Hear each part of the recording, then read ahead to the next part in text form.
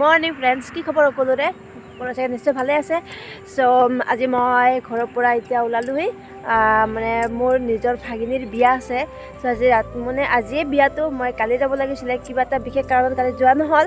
চ' আজি সেইকাৰণে ওলাইছোঁ। এতিয়া ৰাতিপুৱা 5টা বজাৰ পৰা ৰুমৰ পৰা ওলাইছোঁ। এতিয়া মই নলবাৰী পালোহি। আকৌ নলবাৰীৰ পৰা এতিয়া বৰপেটাৰ পৰা আকৌ বৰপেটাৰ পৰা আকৌ বঙাইগাঁও।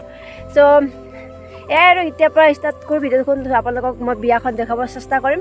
চ' ৱেলকাম টু জোনমণি ব্লগ। এতিয়া 7:15 হ'ল। 7:15 আমি এতিয়া নলবাৰী পালোহি। আকৌ নাজানো কিমান ধৰিলেও আমি বঙাইগাঁও 10:30 গৈ পাম আৰু।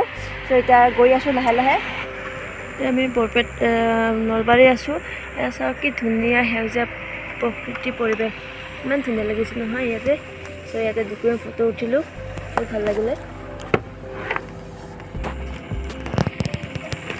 আমি এতিয়া আৰম্ভ কৰিলোঁ যাবৰ কাৰণে, ষ্টাৰ্ট দিলোঁ গাড়ীখন। চ' লাহে লাহে এতিয়া গৈ থাকিব লাগিব, কাৰণ ৰাস্তা বহুত দূৰ। চ' যিমান পাৰোঁ লাহে লাহে যাব চেষ্টা কৰি আছোঁ, কাৰণ বেছি স্পীড যাব নোৱাৰি ন। আৰু ইমান ঠাণ্ডা পৰিছে, কাৰণ ইমান ঠাণ্ডা আমি যেতিয়া অলপ ৰুমলৈকে নাছিলে, হঠাতে আমি ঠাণ্ডাটো বেছিকৈ পালোঁ।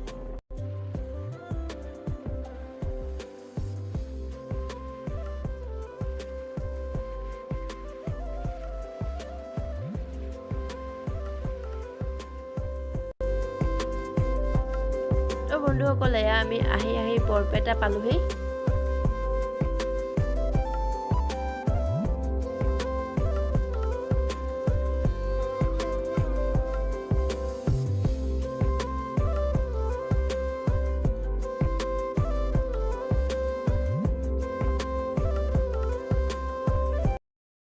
এয়া মই আহি পালোঁ বাইদেউহঁতৰ ঘৰত। ভাগিনটোৰ বিয়া উপলক্ষে সিহঁতৰ ঘৰত আহিবলগীয়া হ'ল।